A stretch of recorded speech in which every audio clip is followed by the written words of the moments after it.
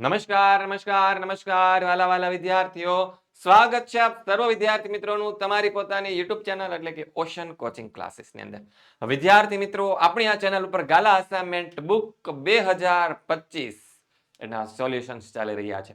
તો આ જે સોલ્યુશન્સ છે એના ભાગરૂપે તેના અંતર્ગત તમારું ધોરણ 10 ની બોર્ડની પરીક્ષા માટે ખાસ ઉપયોગી આ જે અસાઇનમેન્ટ બુક છે તેની અંદર આપણો વિષય એટલે કે સામાજિક વિજ્ઞાન વિષય પ્રશ્નપત્ર નંબર 6 અને તેનો સેક્શન બી, જેનું આપણે આજે સોલ્યુશન્સ જોવાના છીએ.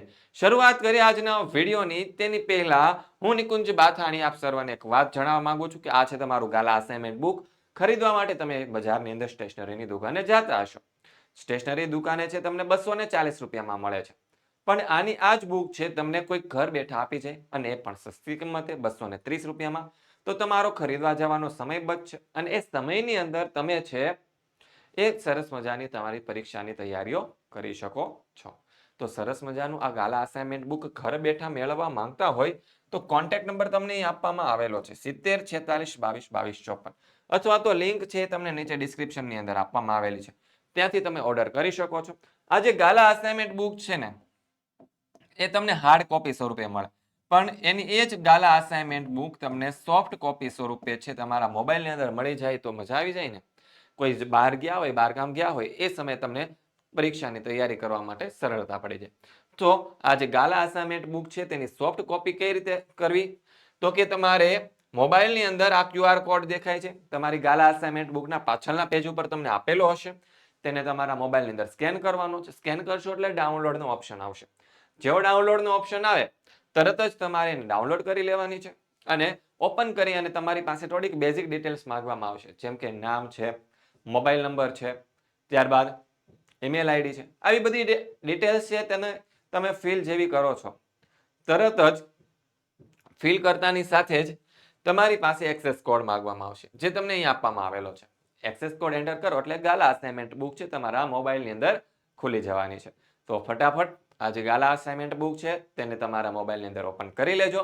હવે વધીએ આગળ કે જેમ દર વર્ષે નવનીત કંપની દ્વારા જે છે એ ગાલા અસાઇનમેન્ટ બુક લોન્ચ કરવામાં આવે છે, તેવી જ રીતે પરીક્ષા માટે એક અતિ ઉપયોગી મટીરિયલ એટલે કે ગાલા 21 અપેક્ષિત પ્રશ્ન સંગ્રહ પરીક્ષાની દ્રષ્ટિએ ખૂબ જ ઉપયોગી છે. ભૂતકાળની અંદર ઘણા બધા વિદ્યાર્થીઓએ આમાંથી તૈયારી કરીને સારા એવા ગુણ મેળવેલા છે. તો આ જે ગાલા 21 અપેક્ષિત પ્રશ્ન સંગ્રહો છે એ ધોરણ 10 ની અંદર ટોટલ 7 વિષયોની અંદર આવે છે. 7 વિષયોના આવે છે. એ 7 વિષયોમાંથી તમે તમારી અનુકૂળ વિષય હોય એ પ્રમાણે તેને મંગાવી શકો છો. અને એમાં જો તમારી ખરીદી છે એમાં 300 રૂપિયાથી વધારેની થાય તો તમને તેમાં 15% ડિસ્કાઉન્ટ મળવાનું છે. અને 15% ડિસ્કાઉન્ટ મેળવવા માટેનો પ્રોમો કોડ શું છે? NAV15. અને 20% ડિસ્કાઉન્ટ મેળવવું હોય તો 500 રૂપિયાથી વધારેની ખરીદી કરવી પડશે અને એના માટેનો પ્રોમો કોડ છે NAV20. ઓકે, ખ્યાલ આવી ગયો? NAV20. હવે તમને એવું થાય કે મારે સાથે 7 વિષયની ખરીદી લેવી છે, તો એના માટે કઈ ડિસ્કાઉન્ટ ચોક્કસ છે? તો કે સાથે 7 વિષયની ખરીદવા પર તમને આજે ગાલા અસાઇનમેન્ટ બુક છે એ તદ્દન ફ્રીમાં મળી જવાની છે. તો ફટાફટ આજે જ ઓર્ડર કરી લેજો. ઓર્ડર કરવા માટેની લિંક છે તમને નીચે ડિસ્ક્રિપ્શનમાં આપવામાં આવેલી છે. જો કોઈ વાતનો ખ્યાલ નથી આવતો તો આપણો કોન્ટેક્ટ નંબર 70 46 22 22 54, આ નંબર પર કોલ કરીને તમે તેની વધારે માહિતી મેળવી શકો છો. હવે આપણે શરૂઆત કરીએ આપણા વિભાગ બી ની. ટોટલ 13 પ્રશ્નો આપેલા છે, એમાંથી 9 પ્રશ્નોના જવાબ લખવાના છે. તો 9 દુ ને 18, ટોટલ 18 ગુણ છે. આપણા 18 ગુણનો આ વિભાગ છે અને એની અંદર તમને એક્સ્ટ્રા ક્વેશ્ચન આવી રીતે એક્સ્ટ્રા ક્વેશ્ચન પણ આપેલા છે. એના સોલ્યુશન છે, એક્સ્ટ્રા ક્વેશ્ચનના સોલ્યુશન એ પણ આપણે અહીંયા કરવાના છે. તો શરૂઆત કરીએ આજના આપણા વિડીયોની કે 25 નંબરનો સવાલ આપણને શું કહે છે કે આપણે નદીઓને લોકમાતાનું બિરુદ આપ્યું છે શા માટે? અથવા તો પ્રાકૃતિક વારસાના એક અંગ તરીકે નદીઓનું મહત્વ સમજાવો. બંને સવાલ એક જ છે, ફેરવીને પૂછેલા છે. તો જોઈએ આપણો જવાબ કે અતિ પ્રાચીન સમયથી ભારતમાં નદીઓને આપણે લોકમાતા તરીકે પૂજીએ છીએ. કેમ? તો કે ભારતની સંસ્કૃતિનો ઉદય અને વિકાસ સિંધુ અને રાવી નદીના કિનારે થયો હતો, જેને આપણે હડપ્પીય સભ્યતા કહીએ છીએ. તેથી ભારતની સંસ્કૃતિ છે તે નદી સંસ્કૃતિ કહેવાય છે. પછી આગળ જોઈએ કે સિંધુ, ગંગા, યમુના, કાવેરી, નર્મદા, ગોદાવરી, સરસ્વતી, આવી બધી નદીઓને તો આપણા ભારતના લોકજીવનને સમૃદ્ધ પણ બનાવેલું છે. અને પ્રાચીન સમયથી જ લોકોએ છે પીવા, વપરાશ માટેના, સિંચાઈના, ખેતીના, જળમાર્ગ જેવા આપણી મહત્વની જરૂરિયાત છે એ નદીઓએ જ આપણી માટે પૂરી કરી છે. પછી આગળ તો કે આપણી સંસ્કૃતિના સર્જકોએ નદી કિનારાની માટીમાંથી શું બનાવેલું હતું? તો કે વાસણો બનાવતા. હડપ્પીય સભ્યતાના લોકો લીંપણ કરતા મકાનોને અને એમાંથી રમકડા પણ બનાવેલા છે. તો નદી કિનારે જોવા મળતી ઉષા, ઉષા એટલે કે સૂર્યોદયનો સમય, જ્યારે સૂર્ય ઉગે એ સમય. કયો સમય? સૂર્યોદય. અને સંધ્યા, સંધ્યા એટલે કે સૂર્યાસ્તનો સમય, કે જ્યારે સૂર્ય આથમતો હોય તે. તો આજે ઉષા અને સંધ્યાના વિવિધ ભૂમિ દ્રશ્યો છે એ માનવીની જે સૌંદર્ય સૂઝ છે, કલા સૂઝ છે અને કૌશલ્યો છે એ બધાને વિકાસ, એનો વિકાસ છે આ નદીના આ દ્રશ્યો દ્વારા જ થયો છે.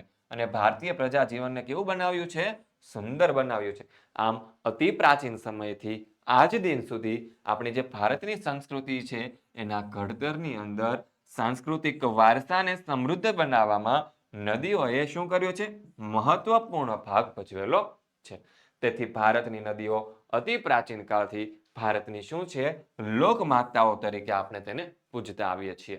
બીજો સવાલ 26 નંબરનો કે ભારતના પ્રાકૃતિક અને સાંસ્કૃતિક વારસા વચ્ચેનો તફાવત સ્પષ્ટ કરો. તો જવાબ આપણો આવશે કે પ્રાકૃતિક વારસો અને સાંસ્કૃતિક વારસો એનો તફાવત. તો કે પ્રાકૃતિક વારસો એ છે કોને સર્જેલો છે? તો કે પ્રકૃતિએ સર્જેલો છે. સાંસ્કૃતિક વારસો એ કેવો છે? તો કે માનવ સર્જિત, એટલે કે માનવોએ તેનું સર્જન કરેલું છે. પ્રાકૃતિક વારસો છે તે પ્રકૃતિ તરફથી મળેલી આપણને અમૂલ્ય ભેટ છે. સાંસ્કૃતિક વારસો છે તે આપણા જે પૂર્વજો છે તેના તરફથી મળેલી કેવી છે? અમૂલ્ય ભેટ છે. ભારતના પ્રાકૃતિક વારસામાં કોનો સમાવેશ થાય? પર્વતોનો, નદીઓ, ઝરણાઓ, ખીણ પ્રદેશો, જંગલો, મેદાનો, રણ, સાગર, દરિયા કિનારા, ઋતુ, વૃક્ષો, વનસ્પતિ, જીવજંતુ, પશુ પંખી, આવી બધી બાબતોનો સમાવેશ પ્રાકૃતિક વારસામાં થાય. જ્યારે સાંસ્કૃતિક વારસામાં રાજમહેલ, ઇમારત, શિલાલેખ, સ્તૂપો, શું છે? સ્તૂપો, ચૈત્યો, વિહારો, મંદિરો, મસ્જિદો, મકબરા, ગુંબજ, કિલ્લા, દરવાજા, પૌરાણિક અને ઉત્ખનન કરેલા સ્થળો, જળાશયો, આપણા સ્વાતંત્ર્ય સંગ્રામ સહિતના ઐતિહાસિક સ્થળો અને સ્મારકોનો સમાવેશ આપણા સાંસ્કૃતિક વારસામાં થાય. સાંસ્કૃતિક વારસાના ઘડતરમાં અમૂલ્ય ફાળો છે એ તેને છે સાંસ્કૃતિક વારસાના ઘડતરમાં અમૂલ્ય ફાળો આપ્યો છે. અને આ ભારતનો જે સાંસ્કૃતિક વારસો છે તેના ઘડતરમાં તેને અમૂલ્ય ફાળો છે એ પણ એને આપેલો છે. આગળ જોઈએ 27 નંબરનો સવાલ કે નીચે આપેલી વ્યક્તિઓનો પરિચય આપો. પેલું છે પંડિત નારદ. તો ઈસવીસન 900 ની આસપાસ છે પંડિત નારદ નામના જે સંગીત શાસ્ત્રી હતા તેને સંગીત મકરંદ નામના ગ્રંથની રચના કરી હતી. આ ગ્રંથ છે તે જાતિ ગાયન અને વિવિધ રાગ રાગિણીનું વિવેચન એમાં કરેલું છે. અને સંગીત મકરંદ છે તેની અંદર 19 પ્રકારની વીણા અને 101 પ્રકારના તાલ જણાવેલા છે જે હાલના સમયમાં કેવા છે? ઉપયોગી સાબિત થયા છે. અને સંગીત મકરંદ છે એ પ્રાચીન ભારતનો શું છે? સંગીત ગ્રંથ છે. આગળ બીજું કોના વિશે માહિતી આપવાની? તો કે સંગીત સારંગદેવ વિશે માહિતી આપવાની છે. તો સંગીત શાસ્ત્રના તજજ્ઞ એટલે કે વિદ્વાન વ્યક્તિ સંગીત સારંગદેવ, પંડિત સારંગદેવ, તેને સંગીત રત્નાકરની રચના કરેલી છે. સંગીત રત્નાકર ગ્રંથના રચના કરેલી છે. અને આજે પંડિત સારંગદેવ છે તે દૌલતાબાદમાં રહેતા હતા. અને આજે દેવગીરી દૌલતાબાદ જે છે તે ઉત્તર ભારત અને મધ્ય ભારત એટલે કે લગભગ મધ્ય ભારતની અંદર આવે. જેથી કરીને દક્ષિણ ભારત અને ઉત્તર ભારતના જે સંગીત હતા તેનાથી તેઓ પરિચિત હતા. પંડિત વિષ્ણુ નારાયણ ભાતખંડે સંગીત રત્નાકર જે છે તેને સંગીતનો સૌથી વધારે પ્રમાણભૂત ગ્રંથ તેને ગણાવ્યો છે. પછી પંડિત અહોબલ 1665માં પંડિત અહોબલે ઉત્તર હિન્દુસ્તાની જે સંગીત પદ્ધતિ છે તેના માટે સંગીત પારિજાત ગ્રંથ લખ્યો હતો. કયો ગ્રંથ લખ્યો છે? સંગીત પારિજાત. અને તેમાં વિવિધ રાગોનું એક મહત્વનું લક્ષણ જણાવ્યું છે. અને બધા રાગો એકબીજાથી પોતાની રીતે સ્વતંત્ર વ્યક્તિત્વ અને વિશિષ્ટતા ધરાવે છે. તેમણે સ્વરોને કુલ 29 પ્રકારો ગણાવ્યા છે. અને સંગીત ક્ષેત્રે પંડિત અહોબલનું આ નોંધપાત્ર શું છે? યોગદાન છે. પછી છે અમીર ખુશરો. અલાઉદ્દીન ખલજીના સમયમાં ખલજી વંશ દરમિયાન જે અમીર ખુશરો હતા તે સર્વતોમુખી પ્રતિભા ધરાવતા મહાન સંગીત સંગીતકાર હતા. સંગીત અને શાયરીના ક્ષેત્રે કરેલા અપૂર્વ પ્રદાનને કારણે અમીર ખુશરો છે તે ભારતમાં તૃતીય હિન્દ, જે આ ફારસી શબ્દ છે, તૃતીય હિન્દ શું કયો શબ્દ છે? ફારસી શબ્દ છે, એટલે કે હિન્દના પોપટના નામે પ્રસિદ્ધ છે. પછી આગળ જોઈએ સંગીત રચનાકરનો પરિચય આપો. તો સંગીત રચનાકર છે પ્રાચીન ભારતનો સંગીત ગ્રંથ છે. સંગીત શાસ્ત્રના મહાન તજજ્ઞ પંડિત સારંગદેવે તેની રચના કરી હતી. અને પંડિત સારંગદેવ છે તે ક્યાં રહેતા હતા? દૌલતાબાદ એટલે કે દેવગીરીની અંદર રહેતા હતા. તેથી તે ઉત્તર ભારતના અને દક્ષિણ ભારતના જે સંગીત હતું તેનાથી તેઓ પરિચિત હતા. અને પંડિત વિષ્ણુ નારાયણ ભાતખંડે સંગીત રત્નાકર જે ગ્રંથ છે તેને સંગીતનો સૌથી વધારે પ્રમાણભૂત ગ્રંથ ગણાવ્યો છે. શું કામ? તો કે આ જે સંગીત રત્નાકર છે તે સંપૂર્ણપણે સમજવા અને સમજાવવા માટે સંગીત રત્નાકર ગ્રંથ છે તે અજોડ ગણાય છે. આગળ જોઈએ બેવડ ઇક્ત એટલે શું? તો કે બેવડ એટલે શું થાય? બંને બાજુ. અને ઇક્ત એટલે શું થાય? વણાટ. તો પહેલા રંગાયેલા રેસામાંથી બનાવાયેલું કાપડ. આમ બેવડ ઇક્ત છે એટલે કે તાણા અને વાણાથી ગૂંથાયેલી સાડી કે જેમાં સાડીની બંને બાજુએ શું હોય? એક જ ભાત દેખાતી હોય. ભાત એટલે કે ડિઝાઇન. શું દેખાતી હોય? ડિઝાઇન દેખાતી હોય. અને આપણું જે ગુજરાતનું જે પટોળું છે, પાટણનું જે પટોળું છે તેને બંને બાજુ આપણે પહેરી શકીએ છીએ. આમ પાટણમાં બનતા પટોળા છે એ બેવડ ઇક્ત હોય છે, તેથી તેને શું કહેવાય છે? બેવડ ઇક્ત કહેવાય છે. અને પાટણના પટોળા છે તેના પાકા રંગો અને ટકાઉ વણાટ માટે વિશ્વભરની અંદર પ્રખ્યાત છે. આગળ જોઈએ કથક નૃત્ય શૈલીનો પરિચય આપો. તો કથક નામમાં શું રહેલું છે? કથા રહેલી છે. કથક શબ્દ શેના ઉપરથી ઉતરી આવ્યો છે? તો કે કથા નામના શબ્દ ઉપરથી કથક શબ્દ ઉતરી આવેલો છે. આગળ કથક કહે સો કથક કહાવે, કથન કરે સો કથક કહાવે. આ ઉક્તિ છે એ કથક નૃત્યના વિકાસ સાથે જોડાયેલી છે. એટલે જે કથા કરે તે જ કથક કહાવે. આ નૃત્યની શૈલી છે. કથાનું તત્વ છે એક કથક નૃત્યનું હાર્દ છે. હાર્દ એટલે થાય હૃદય. કથા છે તે આ નૃત્યનું શું છે? હૃદય છે. ત્યાંથી જ બધી શરૂઆત થાય. કથક નૃત્ય છે એમાં શોનો સમાવેશ થાય? તો કે શ્રી કૃષ્ણ અને ગોપીઓ સાથેના જે નૃત્યોની જે કથાઓ છે ને એના ઉપર આધારિત છે. અને વૈષ્ણવ સંપ્રદાયની જે શૃંગાર ભક્તિ સાથે, કઈ શૃંગારી ભક્તિ સાથે તેના ઉત્તર ભારતમાં વિકાસ થયો હતો. તેમાં એક પગ ઉપર ગોળ ગોળ ફરતા ફરતા નૃત્યના પ્રસંગોમાં દર્શાવવામાં આવે છે. અને કથક નૃત્યમાં જે સ્ત્રીઓ છે એ શું કરે છે? ચૂડીદાર પાયજામો અને ઉપર ઘેરવાળું વસ્ત્ર પહેરે છે. અને પંડિત બિરજુ મહારાજ, સિતારા દેવી, કુમુદિની લાખિયા વગેરે લોકોએ આ નૃત્ય શૈલીને શું કરી છે? જીવંત રાખી છે. આગળ જોઈએ 29 નંબરનો સવાલ કે એલોરાના કૈલાસ મંદિરનો પરિચય આપો. તો કૈલાસ મંદિર છે તે ઇલોરાની જે 16 નંબરની ગુફા છે ને તેની અંદર આવેલું છે. ઇલોરાની અંદર જેટલી ગુફાઓ છે તેમાંથી 16 નંબરની ગુફાની અંદર ઇલોરાનું કૈલાસ મંદિર આવેલું છે. કૈલાસ મંદિરનું નિર્માણ છે એ કોણે કર્યું? તો કે દક્ષિણ ભારતના જે રાષ્ટ્રકૂટ રાજાઓ હતા ને તેણે કરાવ્યું હતું. અને એક જ ખડક, એક જ પથ્થરમાંથી અદ્ભુત રીતે આ મંદિરને શું કરવામાં આવેલું છે? કંડારવામાં આવ્યું છે. તે અનેક સુંદર શિલ્પોથી શું છે? સુંદર શિલ્પોથી તે સુશોભિત કરવામાં આવેલું છે. તેની લંબાઈ 50 મીટર છે, પહોળાઈ 33 મીટર અને ઊંચાઈ 30 મીટર છે. દરવાજા, ઝરૂખા અને સુંદર સ્તંભોની શ્રેણીઓથી સુશોભિત આ જે કૈલાસ મંદિર છે તેનું સૌંદર્ય કેવું છે? અવર્ણનીય છે. કેટલાક કલા વિવેચકો છે કૈલાસ મંદિરને શું કરે છે? પથ્થરમાંથી કંડારાયેલું મહાન કાવ્ય ગણે છે. આગળ જોઈએ આગળનો પ્રશ્ન એલિફન્ટાની ગુફાઓ વિશે માહિતી આપો. તો એલિફન્ટાની જે ગુફાઓ છે તે મહારાષ્ટ્રના મુંબઈના જે ગેટવે ઓફ ઇન્ડિયા છે ત્યાંથી ઉત્તર પૂર્વ દિશા તરફ લગભગ 12 કિલોમીટર દૂર આવેલી છે. દૂર કયા સાગરમાં? તો કે અરબ સાગરની અંદર આવેલું છે. અને પોર્ટુગીઝો સૌપ્રથમ છે અરબ સાગરમાં આ દ્વીપ ઉપર પહોંચ્યા ત્યારે સૌપ્રથમ વખત તેણે અહીં છે એ અહીં હાથીના પથ્થર નિર્મિત એક વિશાળ આકૃતિ જોઈ હતી. કોની? તો કે હાથીની પથ્થર નિર્મિત એટલે કે પથ્થરમાંથી બનેલી એક વિશાળ આકૃતિ જોઈ હતી. અને આ હાથીની આકૃતિ જોઈને તેનું નામ શું પાડી દીધું? એલિફન્ટા નામ આપ્યું. અહીંના સ્થાનિક માછીમારો આ જે એલિફન્ટા વાળો વિસ્તાર છે તેને ધારાપુરી કહે છે. અને એલિફન્ટાની જે 7 ગુફાઓ છે તેના પૈકી ગુફા નંબર 1 છે એ સૌથી વિશાળ છે. અને તેમાં જે ભગવાન શિવ છે તેના 3 સ્વરૂપ દર્શાવતી ભવ્ય ત્રિમૂર્તિ આવેલી છે. અને તેની ગણના દુનિયાની સર્વોત્તમ મૂર્તિઓમાં થાય છે. જો અહીંયા તમને આપેલી છે ત્રિમૂર્તિ. ભગવાન શિવ છે તેના 3 મુખ. એલિફન્ટાની ગુફામાં અનેક સુંદર શિલ્પ રચનાઓ છે. તેનું અનુપમ શિલ્પ ધ્યાનમાં લઈ સંયુક્ત રાષ્ટ્ર એટલે કે યુનાઇટેડ નેશનની સંસ્થા યુનેસ્કોએ 1987માં વૈશ્વિક વારસાના સ્થળોમાં એલિફન્ટાની આ જે ગુફાઓનો સમાવેશ કર્યો છે. વિદ્યાર્થી મિત્રો, આગળ વધીએ કે તમારી બોર્ડની પરીક્ષા છે ખૂબ જ નજીક આવી રહી છે અને બોર્ડની પરીક્ષાની અંદર ખૂબ જ સારા એવા તમારે ગુણ પ્રાપ્ત કરવા હોય તો આપણી ચેનલ ઓશન કોચિંગ ક્લાસીસ દ્વારા જે આઈએમપી બેચનું આયોજન કરવામાં આવેલું છે તેની અંદર તમારે જોઈન્ટ થઈ જવાનું છે. શું કામ? તો કે એમાં તમને બેનિફિટ શું મળવાના છે? તો કે પ્રકરણ પ્રમાણે છે તમને તેના આઈએમપી પ્રશ્નનું રિવિઝન મળી જવાનું છે અને એ પણ તમને લાઈવ લેક્ચરની અંદર મળી જવાના છે અને રેકોર્ડેડ લેક્ચરની અંદર મળી જવાના છે. આકર્ષક પ્રેઝન્ટેશન સાથે તમને તેમાં સમજાવટ મળી જવાની છે. એટલે કે તમને સીધું મગજમાં બેસી જાય એવી રીતે સમજાવટ આપવામાં આવે છે. જે લાઈવ લેક્ચર લેવામાં આવે છે, જે આકર્ષક પ્રેઝન્ટેશન હોય છે, એની એ જ પીડીએફ છે તમને વાંચવા માટે મળી જવાની છે. શેના માટે મળવાની છે? વાંચવા માટે. જો કોઈ પ્રશ્ન છે તો તેના ડાઉટનું તમને સોલ્યુશન આપવામાં આવશે. એના માટેનો બેકઅપ પ્લાન પણ આપવામાં આવશે.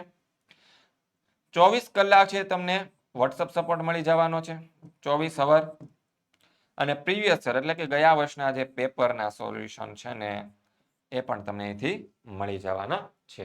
તો આપણો આજે એમપી બેચ છે તેની પ્રાઇસ કેટલી રાખવામાં આવેલી છે? તો કે 399 રૂપિયા રાખવામાં આવી છે. 50% ડિસ્કાઉન્ટ આપું છું તમને. અને હવે આ કોર્સ છે તમે માત્ર ને માત્ર 199 રૂપિયાની અંદર ખરીદી શકો છો. તો વહેલા અને પહેલા જેમ બને તેમ તમારે જોડાઈ જવાનું છે. કોન્ટેક્ટ નંબર આપવામાં આવેલો છે 70 46 22 22 54. આ કોન્ટેક્ટ નંબર પર કોન્ટેક્ટ કરીને તમે જોડાઈ જાજો. આગળ જોઈએ 30 નંબરનો સવાલ, કોણાર્કના સૂર્ય મંદિર વિશે માહિતી આપો. તો કોણાર્કનું સૂર્ય મંદિર છે ક્યાં આવેલું છે? તો કે ઓડિશા રાજ્યમાં જગન્નાથપુરી જિલ્લામાં બંગાળના અખાતના દરિયા કિનારે આવેલું છે. 13મી સદીની અંદર ગંગ વંશના રાજા નરસિંહ વર્મન પ્રથમના સમયમાં આ મંદિરનું નિર્માણ થયું હતું. તે કાળા પથ્થરનું બનેલું છે. આથી એને શું કહેવાય છે? કાળા પેગોડાના નામે ઓળખાય છે.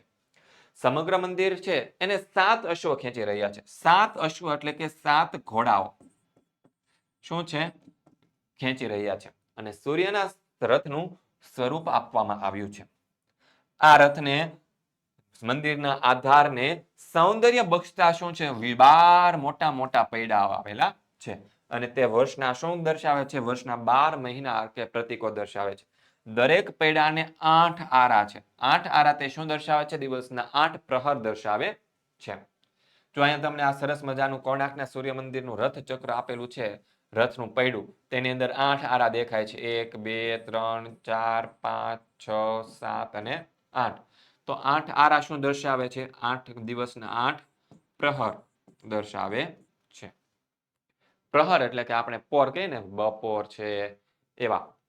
રૂપાંકોની વિગત અને વિષયની વિવિધતાની દ્રષ્ટિએ કોણાર્કનું સૂર્ય મંદિર અજોડ અને અનુપમ છે. મંદિરમાં દિવ્ય, સાંસારિક અને સજાવટી એમ ત્રણેય પ્રકારના શિલ્પો છે. એ શિલ્પોમાંથી 13મી સદીની ઓડિશાની સંસ્કૃતિ અને સભ્યતાના દર્શન થાય છે. અને શિલ્પકલાની દ્રષ્ટિએ વિશિષ્ટ સ્થાન ધરાવતા કોણાર્કના સૂર્ય મંદિર પ્રવાસીઓ માટે શું છે? એક આકર્ષણનું કેન્દ્ર બન્યું છે. આગળનો એક્સ્ટ્રા ક્વેશ્ચન આપણને પૂછેલો છે કે પ્રાચીન સમયથી ભારત તીર્થભૂમિ રહ્યું છે. આ વિધાન સમજાવો. તો પ્રાચીન સમયથી ભારત તીર્થભૂમિ રહ્યું છે. શું કામ? તો કે ભારતમાં 4 ધામની અને 12 જ્યોતિર્લિંગની યાત્રા ખૂબ જ પ્રસિદ્ધ છે. 4 ધામોની મુખ્ય યાત્રામાં કયા કયા આવે? તો કે બદ્રીનાથ જે ઉત્તરાખંડની ઉત્તર દિશાની અંદર આવે, રામેશ્વરમ જે તમિલનાડુની અંદર દક્ષિણ દિશાની અંદર આવે, દ્વારકા ગુજરાતની અંદર પશ્ચિમ દિશામાં આવે અને જગન્નાથપુરી જો ઓડિશા રાજ્યમાં પૂર્વ દિશામાં આવે. આ 4 પવિત્ર સ્થાનો છે, તીર્થ સ્થાનો છે. આ ઉપરાંત જે 12 જ્યોતિર્લિંગ છે એમાં સોમનાથ જ્યોતિર્લિંગ, નાગેશ્વર જ્યોતિર્લિંગ, પછી કેદારનાથ જ્યોતિર્લિંગ, આ બધા જ્યોતિર્લિંગોની વાત છે. આ ઉપરાંત 51 શક્તિપીઠો અને જમ્મુ કાશ્મીરમાં આવેલા જે અમરનાથ અને વૈષ્ણોદેવીની જે યાત્રા છે એ ખૂબ જ મહત્વપૂર્ણ ગણાય છે. અને ગુજરાતમાં જે ગિરનાર પર્વત આવેલો છે એની જે લીલી પરિક્રમા છે, શેત્રુંજય પર્વત અને નર્મદા નદીની પરિક્રમા છે, એ બધી પવિત્ર પરિક્રમાઓ ગણાય છે. દર વર્ષે ઘણા ભાવિકો આ પરિક્રમા કરી અને ધન્યતા અનુભવે છે. આમ ભારતના લોકો છે એ તીર્થો, પવિત્ર સ્થળો, પર્વતો અને નદીઓની યાત્રાએ જાય છે. આથી કહી શકાય કે ભારત છે એ પ્રાચીન સમયથી તીર્થભૂમિ રહ્યું છે. 31 નંબરનો સવાલ કે ભારતમાંથી લુપ્ત થતા વન્યજીવનો ટૂંકમાં માહિતી આપો. તો આ જે વન્યજીવો છે એ લુપ્ત શું કામ થાય છે? તો કે માનવીય દખલના કારણે આજે અસંખ્ય વન્યજીવો છે વિનાશના આરે આવીને ઉભા છે. જેમ કે હવે કોણ કોણ લુપ્ત થઈ રહ્યા છે? તો કે ગત સદીની શરૂઆતમાં વાઘ છે એ સમગ્ર ભારતમાં જોવા મળતા હતા, પણ આજે માત્ર ક્યાં જોવા મળે છે? તો કે મધ્યપ્રદેશમાં, પશ્ચિમ બંગાળમાં અને હિમાલય ક્ષેત્રના જંગલોમાં જ આપણને વાઘ જોવા મળે છે. એ સમયગાળામાં ગુજરાતમાં એક સમયગાળામાં ગુજરાતમાં ઈડર, અંબાજી અને પંચમહાલ તથા ડાંગના જંગલોમાં પણ વાઘ હતા.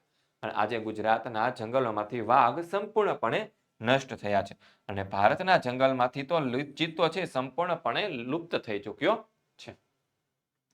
અગાઉ ભારતના જંગલોમાં સહજ જોવા મળતી પક્ષીઓની અનેક જાતો હવે ભાગ્યે જ જોવા મળે છે. જેમ કે ગીધની જાતિ, ગુલાબી ડોકવાળી બતક, જે સારસ છે, ઘુવડ છે, આવા પક્ષીઓ છે ભયના આરે આવીને ઉભા છે. એટલે કે ગમે ત્યારે લુપ્ત થવાનો આપણને ભય રહેલો છે. અરુણાચલ પ્રદેશમાં એક સમયે મોટી સંખ્યામાં જોવા મળતા મોટા ચિલોતરા જે છે આજે સરળતાથી આપણને જોવા મળતા નથી.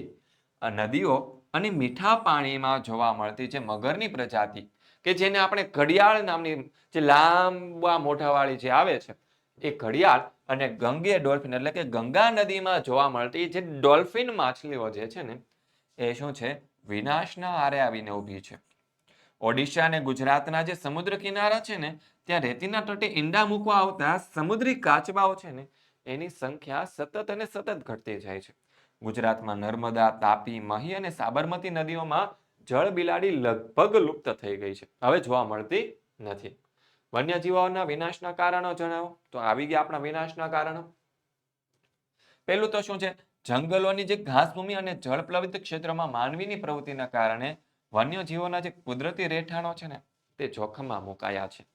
પછી જંગલોનો જે વિનાશ છે એ પ્રાકૃતિક અસંતુલન માટે સૌથી વધારે કારણભૂત છે.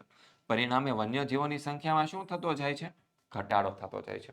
પછી જે શિકારી લોકો હોય, શિકાર કરવા વાળા, શુમ એ શિકારી લોકો છે એ વાળ એટલે કે પ્રાણીઓની વાળ, જંગલી પ્રાણીઓના વાળ, પછી ખાલ એટલે કે એની જે ચામડી હોય તે, હાડકા છે, શિંગડા છે, નખ છે, આવી બધી વસ્તુઓને મેળવવા માટે પ્રાણીઓનો શું કરે? શિકાર કરે. પ્રાણીજ ઔષધિઓ કે સુગંધી દ્રવ્યો મેળવવા માટે કરવામાં આવતા શિકારથી ઘણા વન્યજીવો લુપ્ત થવા લાગ્યા છે. શું છે? પ્રાણીજ ઔષધિઓ અને સુગંધી દ્રવ્યો. બરાબર છે. આગળ, ખેતી માટે વધુ જમીન મેળવવાની લાલસા, ઇમારતો અને બળતણ માટે કરાતું વૃક્ષછેદન, રેલવે, સડકો, હવાઈ મથકોનું નિર્માણ કરવા, બહુહેતુક યોજનાઓ અને નહેરોનું નિર્માણ કરવા, ખનિજોનું ખોદકામ કરવા, નવી વસાહતો અને શહેરોનું વિસ્તરણ વગેરે વસ્તુઓ છે વન્યજીવોને શું કરે છે? પ્રભાવિત કરે છે. અને નિર્વસિત થતા ઘણા વન્યજીવોનો પ્રાણ ગુમાવે છે. પછી બળતણ, ઘાસચારો કે પશુચારણ માટે જંગલો પર વધી રહેલા દબાણને લીધે વન્ય પ્રાણીઓનું શું છે? અસ્તિત્વ એ જોખમાયું છે. અને જંગલમાં લાગતી આગ ઘણા પ્રાણીઓને ભરખી જાય છે. બચ્ચા ઉછેરવા કે ઈંડા સેવાના સમય દરમિયાન આગ લાગે ત્યારે ઘણા પ્રાણીઓની સંખ્યામાં શું થાય છે? ઘટાડો થાય છે. પોતાના કુદરતી રહેઠાણો નષ્ટ થવાથી બેઘર બનેલા પ્રાણીઓ ઘણીવાર માનવ વસ્તીમાં આવી ચડે છે. એ વખતે માનવી સાથેની અથડામણોમાં તેઓ ક્યારેક જીવ પણ ગુમાવી બેસે છે. આગળનો પ્રશ્ન કે 32 નંબરનો, ખનિજ એટલે શું? સમજાવો. તો કે કોને કહેવાય ખનિજ? તો કે પૃથ્વીના ખડકોમાં અનંતકાળથી ચાલતી ભૂવૈજ્ઞાનિક એટલે કે જીઓલોજીકલ અને નિરંદ્રીય એટલે કે અજૈવિક પ્રક્રિયા છે ને તેને કારણે રચાયેલા તથા ચોક્કસ અણુ બંધારણ અને રાસાયણિક ગુણધર્મો ધરાવતા જે ઘન, પ્રવાહી કે વાયુ સ્વરૂપના જે પદાર્થો છે ને એને આપણે શું કહીએ છીએ? ખનિજ કહીએ છીએ. કુદરતી કાર્બનિક અને અકાર્બનિક ક્રિયાઓથી તૈયાર થયેલા અમુક ચોક્કસ રાસાયણિક બંધારણ ધરાવતા પદાર્થને ખનિજ કહેવામાં આવે છે. પછી લોખંડ, મેગ્નીઝ, તાંબુ, ચાંદી વગેરે ખનિજો ઘન સ્વરૂપમાં, પારો, પેટ્રોલિયમ વગેરે ખનિજો આપણને પ્રવાહી સ્વરૂપમાં અને કુદરતી વાયુ જે ખનિજ છે આપણને વાયુ સ્વરૂપની અંદર પ્રાપ્ત થાય છે. પછી પૃથ્વીના પેટાળમાંથી કયા પ્રકારના ખનિજો મળશે તેનો આધાર છે એ પૃથ્વીના પોપડાની નીચેની રચના પર છે. જેમ કે લોખંડ છે, તાંબુ છે, જસત છે, સોનું છે અને ચાંદી વગેરે ખનિજો છે આગ્નેય ખડકોમાંથી મળે. કોલસો, ખનિજ તેલ, કુદરતી વાયુ વગેરે ખનિજો પ્રસ્તર ખડકોમાંથી મળે. અને સ્ટ્રેટ, આરસપહાણ, હીરા વગેરે ખનિજો છે આપણને રૂપાંતરિત ખડકોમાંથી મળે છે. માનવીને ખનિજોના સંશોધન સાથે જૂનો અને ગાઢ સંબંધ કઈ રીતે છે? તો જણાવો. તો જવાબ આવશે કે આજથી લગભગ 5 લાખ વર્ષ પહેલાના આદિમાનવ પણ પથ્થરમાંથી બનાવેલા સાધનનો ઉપયોગ કરતો હતો. એ આપણને ખબર છે. ત્યારથી આજ સુધી માનવીએ પોતાનું જીવન ખનિજોની સાથે ખૂબ ઓતપ્રોત કરી દીધું છે. નાની ટાંકણીથી માંડીને મોટા કદાવર યંત્રો છે અને અવકાશયાનો છે. એ બધી જ વસ્તુ શેમાંથી બને છે ભાઈ? તો કે ખનિજમાંથી જ બને છે. ખનિજ વગર એ શક્ય નથી. માનવીની આર્થિક અને સાંસ્કૃતિક વિકાસના ખનિજોનો ફાળો અદ્વિતીય છે. ખનિજોના પ્રતાપે માનવ સંસ્કૃતિના કેટલાક મહત્વના તબક્કાઓ જેમ કે પાષાણ યુગ છે, તામ્ર યુગ છે, પછી આવ્યો કાંસ્ય યુગ, પછી આવ્યો લોહ યુગ. તો આવા બધા યુગોને આપણે ઓળખીએ છીએ. અને અત્યારનો યુગ ખનિજ યુગ. આમ માનવી અને ખનિજ સંસાધનોનો જૂનો અને ગાઢ સંબંધ છે. 33 નંબરનો સવાલ. ઉર્જાના પુનઃપ્રાપ્ય સંસાધનો વિકસાવવા માટે ભારતે કઈ સંસ્થા સ્થાપી અને ક્યારે સ્થાપી?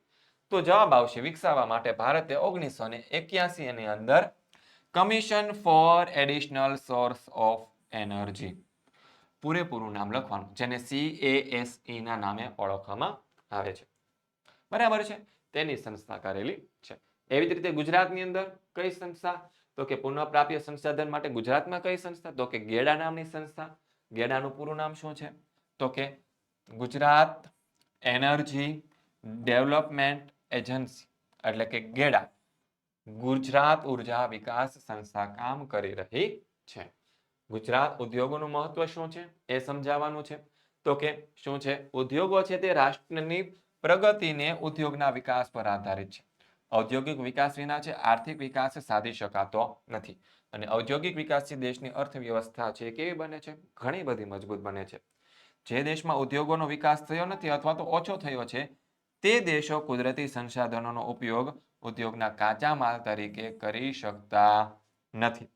એ દેશોએ પોતાના કુદરતી સંસાધનોને ઓછા મૂલ્યોમાં વેચી તે કાચા માલમાંથી બનેલી વસ્તુઓ શું કરવી છે? મોંઘા ભાવે વિદેશો પાસેથી એને શું ખરીદવી પડે છે? ખરીદવી પડે છે.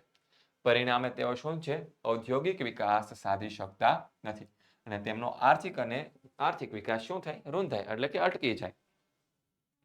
દેશમાં ઉદ્યોગો સ્થાપવાથી ઉત્પાદનમાં શું થાય છે? વધારો.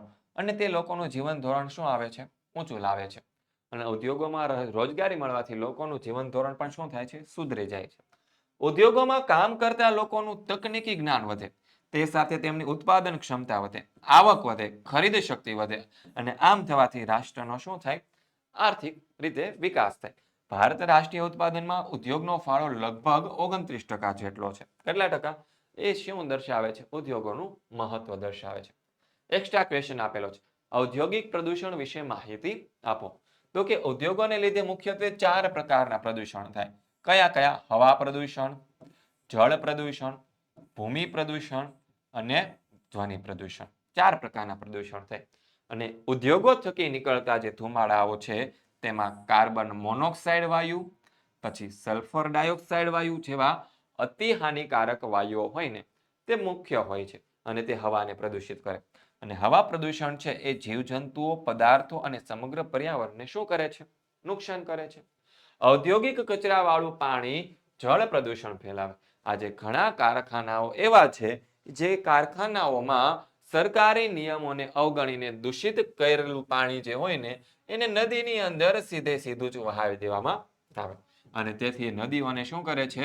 બીજા જળ સ્ત્રોતનું પાણી ખૂબ જ દૂષિત બન્યું છે. કેટલાક ઉદ્યોગોમાં અવાજ થાય છે. પરિવહનના સાધનો પણ શું કરે છે? અવાજ ઉત્પન્ન કરે છે. મોટા યંત્રો અને જૂના થઈ ગયેલા મશીનોનો કર્કશ અને મોટા તીવ્ર અવાજ લોકો માટે શું થઈ જાય છે? અસહ્ય, એટલે કે સહન ન થાય તેવો થઈ જાય છે. તેથી વધુ પડતા અવાજો છે તે પણ શું કરે છે? પ્રદૂષણ કરે છે. અને તેનાથી માનવીને શું આવી જાય છે? બહેરાશ આવી શકે છે. અતિશય ઘોંઘાટને કારણે માનવીની માનસિક તાણ પણ અનુભવે છે. 35 નંબરનો સવાલ કે પશ્ચિમ બંગાળના પ્રવાસ દરમિયાન તે લોકોના ઘરમાં શણના પગ લૂછણિયા, સૂતળી, કંતાન, કોથળા વગેરેનો વપરાશ ખૂબ વધારે પ્રમાણમાં જોવા મળ્યો. આવું શા માટે હશે? તો કે પશ્ચિમ બંગાળના પ્રવાસ દરમિયાન તે લોકોના ઘરોમાં શણના પગલુંછણિયા જોવા મળે, સૂતળી જોવા મળે, કંતાન જોવા મળે, કોથળાનો વપરાશ ખૂબ વધારે પ્રમાણમાં જોવા મળ્યો.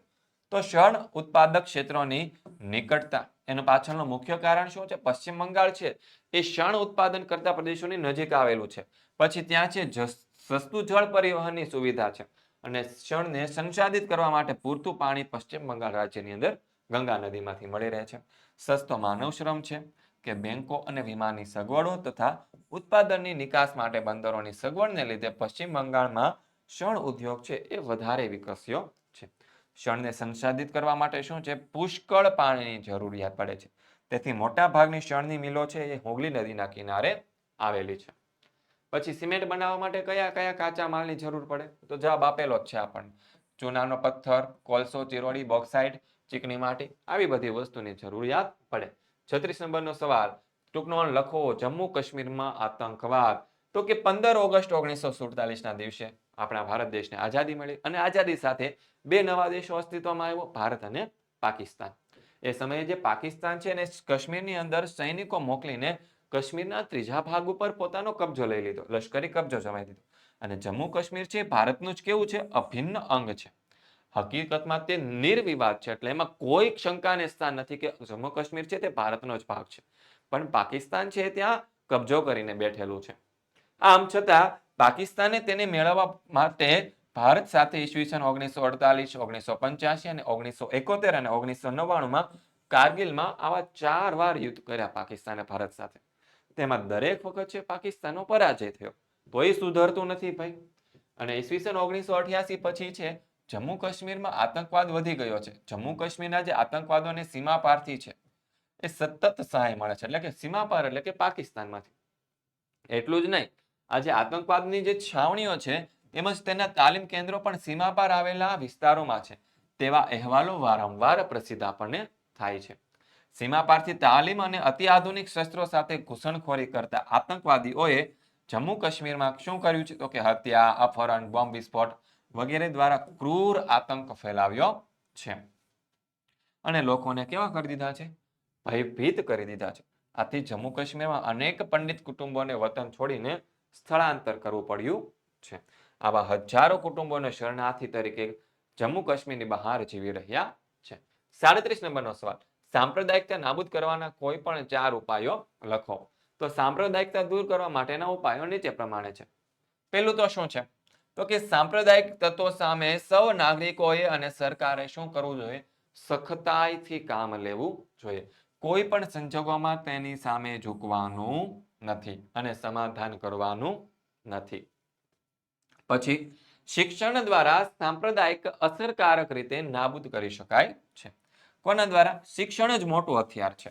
અભ્યાસક્રમોમાં બધા ધર્મોના જે સારા તત્વો હોય ને, કેવી રીતે? તો કે અભ્યાસક્રમોની અંદર બધા ધર્મોના જે સારા તત્વો હોય ને એને દાખલ કરવા જોઈએ.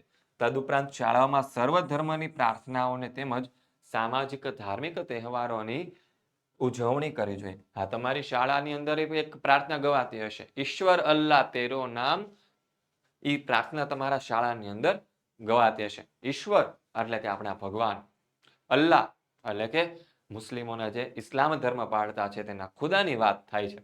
તો આવી રીતે સર્વધર્મ એટલે કે બધા જ ધર્મની જે પ્રાર્થનાઓ છે ને તેને શાળાઓની અંદર જ્યારે પ્રાર્થનાનો સમય હોય ને ત્યારે ગાવા જોઈએ. જેથી શું થાય? સામાજિક અને ધાર્મિક તહેવારોની ઉજવણી કરતી જોઈએ, જેથી વિદ્યાર્થીઓને સર્વધર્મ ભાવનાનો સમદ્રષ્ટિકોણ વિકસાય. ભારતના ચૂંટણી સમયે સાંપ્રદાયિક વિચારસરણી પર આધારિત જે રાજકીય પક્ષો હોય ને એને માન્યતા આપવાની નથી. ચૂંટણી માટે ખાસ આચાર સંહિતા બનાવીને તેનો ચુસ્તપણે અમલ કરાવવો જોઈએ. રેડિયો થઈ ગયો, ટેલિવિઝન થઈ ગયો, ફિલ્મ જેવા દ્રશ્ય શ્રાવ્ય માધ્યમોને લોક ઘડતરના વીજાણુ માધ્યમો છે. રેડિયો અને ટેલિવિઝનને પોતાના કાર્યક્રમો દ્વારા સિનેમા પડદા પર ફિલ્મો અને સમાજમાં સર્વધર્મ સભા અને સહિષ્ણુની ભાવનાનો પ્રસાર કરવો જોઈએ. રેડિયો અને ટેલિવિઝનને રાષ્ટ્રીય હિતો અને રાષ્ટ્રવાદને પ્રોત્સાહન મળે તેવા કાર્યક્રમો પ્રસારિત કરવા જોઈએ. યુવાનોથી સાંપ્રદાયિક ભાવના નાબૂદ થાય અને તેનામાં વૈજ્ઞાનિક દ્રષ્ટિકોણ ખીલે એવા શૈક્ષણિક અને સામાજિક પ્રયત્નો પણ આપણે કરવા જોઈએ. તો વિદ્યાર્થી મિત્રો, સામાજિક વિજ્ઞાન વિષય જે છે એના વિશેની વધારે માહિતી અપડેટ જો તમારે જોઈએ છે તો આપણો વોટ્સએપ ગ્રુપની અંદર જોઈન થઈ જવાનું છે. અને લિંક ક્યાં આપેલી છે? ડિસ્ક્રિપ્શનમાં આપેલી છે. તો ડિસ્ક્રિપ્શનમાં આપેલી લિંકમાંથી તમારે જોઈન્ટ થઈ જવાનું છે. આગળ આપણે વાત કરી હતી આઈએમપી બેચ વાળા કોર્સની. આઈએમપી બેચને કોર્સની અંદર જોઈન્ટ થવું હોય તો આપણો કોન્ટેક્ટ નંબર છે 7046222254. આ કોન્ટેક્ટ નંબર ઉપર કોન્ટેક્ટ કરીને તમારે જોઈન્ટ થઈ જવાનું છે. બરાબર છે. તો આવા જ એક નવા વિડીયો સોલ્યુશન સાથે એટલે કે વિભાગ C ના સોલ્યુશન સાથે આપણે ફરી મળવાના છીએ. ત્યાં સુધી દરેક વિદ્યાર્થી મિત્રોને જય હિન્દ, જય ભારત, જય જય ગરવી ગુજરાત.